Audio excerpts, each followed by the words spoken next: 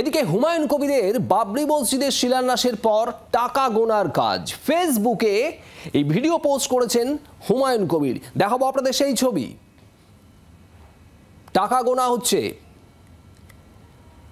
বাবরি মসজিদের শিলান্যাসের পর এই টাকা গোনার কাজ হুমায়ুন কবির নিজে এই ভিডিও ফেসবুকে পোস্ট করেছেন। শিলান্যাসের দিনই বিভিন্ন জায়গা থেকে বিপুল অনুদান আসার কথা, আর্থিক সাহায্য আসার কথা জানিয়েছিলেন হুমায়ুন কবির। কোটি কোটি টাকা আসছে, 300 কোটি টাকার বাজেটে মসজিদ এবং তার সঙ্গে আরও একাধিক জিনিস তৈরি হচ্ছে, এমনটাও জানিয়েছিলেন হুমায়ুন কবির। আর তারপরেই এই ভিডিও ফেসবুকে পোস্ট হুমায়ুন কবিরের, যেখানে দেখা যাচ্ছে টাকা গোনার কাজ চলছে। গোছা গোছা নোট, আর সেই নোট গুনছেন অনেকে। এই ভিডিও পোস্ট করেছেন হুমায়ুন কবির।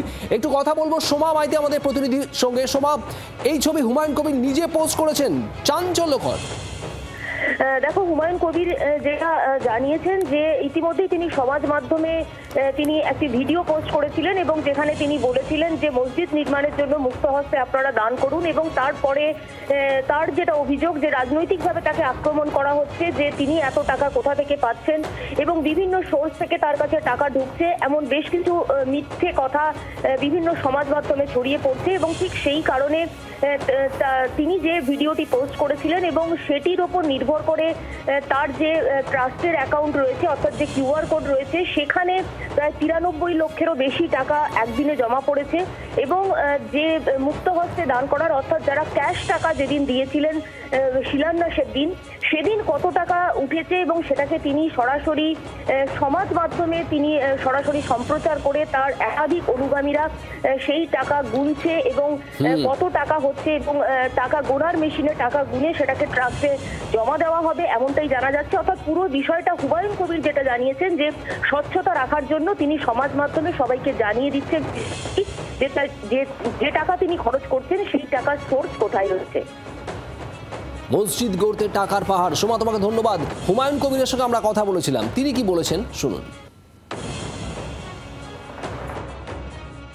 11টা ট্যাঙ্কের আমাদের নিজের জায়গাতে বাড়িতে এটা লাইভ করে এই এলাকার বিশিষ্ট ব্যক্তি যারা মাদ্রাসার মৌলানা ইমাম প্রায় 20-22 জনকে ডেকে তাদের সামনে ট্যাঙ্কের তালা খোলা হচ্ছে। আমরা স্বচ্ছতা রাখার জন্য, কারণ আমাকে ইতিমধ্যেই বিজেপি প্রশ্ন তুলেছে টাকা কোথা থেকে আসছে, আবার তৃণমূল দলও প্রশ্ন করছে আমি নাকি বিজেপির দালাল হয়ে গেছি। তা আমার কাজকর্ম কি, আমি কেন এটা দায়িত্ব নিয়ে করছি বা কোথা থেকে অর্থ আসছে, সেটার পুরোপুরি সাধারণ মানুষের সামনে রাখার জন্য এটাকে লাইভ টেলিকাস্টের মাধ্যমে এই টাকা শর্টিং করা হচ্ছে এবং কাউন্ট করা হচ্ছে। হুমায়ুন কবিরের এই বক্তব্য। আর কি বলছে বিজেপি শুনুন দিলীপ ঘোষের বক্তব্য। আমাদের দেশে ধর্মের জন্য, মন্দির মসজিদের জন্য টাকা দান করাটা মানুষের একটা অভ্যাস আছে। কেউ কেউ ভক্তি ভরে করছে, কিন্তু টাকা কালেকশন করা স্ট্যান্ড নয় তো।